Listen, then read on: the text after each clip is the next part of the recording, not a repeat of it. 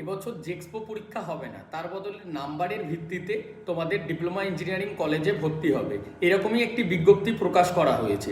তো এবছর যে সমস্ত স্টুডেন্টরা তোমরা মাধ্যমিক পরীক্ষা দিচ্ছ তাদের ভালো করে পরীক্ষা দিতে হবে, কারণ তোমাদের মাধ্যমিকে নাম্বার বেশি থাকলে তোমাদের র্যাঙ্ক বা মেধা তালিকায় নাম সবার আগের দিকে আসবে, এবং যার যত বেশি নাম্বার আছে তার যে নামের তালিকা তৈরি হবে, মানে নাম্বারের ভিত্তিতে যে মেধা তালিকা প্রকাশ হবে তার র্যাঙ্ক তত কম হবে এবং সরকারি কলেজে পাওয়ার সুযোগটা তত বেশি হবে। ঠিক সেম বিষয় কিন্তু ফলো করা হবে ভোগলেট পরীক্ষার জন্য। ভোগলেটেও ল্যাটারাল এন্ট্রিতেও কিন্তু নাম্বারের ভিত্তিতে মেধা তালিকা তৈরি হবে, এমনটাই একটি বিজ্ঞপ্তি প্রকাশ করা হয়েছে।